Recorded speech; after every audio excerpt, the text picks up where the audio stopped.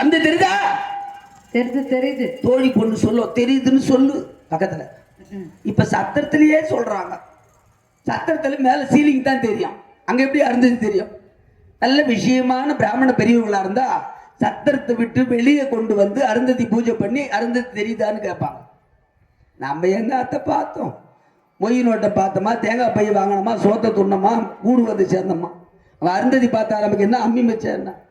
அதெல்லாம் தாண்டி அச்சுத போடுறது, மணவரையில போய் சர்வமங்கள மங்கல்யே शिवे सर्वार्थ साधके चरण्ये त्र्यंबके गौरी नारायणी नमोस्तुते மங்கல்யம் தந்துரானே मम जीवन हेतुना दंडे பத்மாமி சுபகே சஞ்சீவ ஜரதாம் சதம்.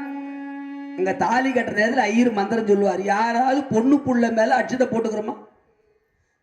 அப்படியே அந்த கோடி நின்றுன்னு முன்னகரம் தலையில போட விட்டது. அவன் முன்னகரம் தலையில, அவன் முன்ன தலையில, கடைசியில் மொத்த பேர் ஐயர் தலையில. ஐயர் எடுத்து ஒரு 4 அச்சதி மேல போட்டார்னா முடிஞ்சு போச்சு.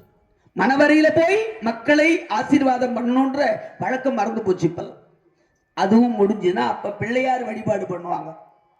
இப்ப அதெல்லாம் கல்யாணத்துல நடக்குதானே தெரியல. 2-3 கல்யாணம் வாங்கிடுறோமா, டைம் செட் ஆக மாட்டேங்குது இல்லையா? 1.5 மணி நேரத்துல கல்யாணம் முடிக்கிறது பெரிய விஷயமாக்குது. ஐயர் வந்து எல்லாம் சரி பண்ணாதான் அன்னதிக்கு நலங்கு வச்சுன்னு உட்காந்துருப்பான் வீட்டுல. அவன் எங்க பண்றது? எல்லாம் முடிச்சுட்டு பிள்ளையார் வழிபாடு பண்ணி அந்த பிள்ளையார் தூக்கி மாமியார் மடியில அப்படி கொடுத்துட்டு தண்ணியை ஊத்தி, ஐயோ பேர புள்ள ஒண்ணுக்கு போட்டாமா, பத்திரமா கையில போய். இந்த வழிபாடெல்லாம் மறந்து போச்சு. இப்படி முறையான திருக்கல்யாணம் நடந்ததா சந்தனு மகாராஜாவுக்கு. பந்தகால் நாட்டி அம்மி மிதித்து அருந்ததி பார்த்து அரசாணி வலம் வந்து அக்னி சாட்சியாய் கங்கையை சந்தனு மகாராஜா அற்புதமான முறையிலே திருக்கல்யாணம் முடித்தார். எப்படி?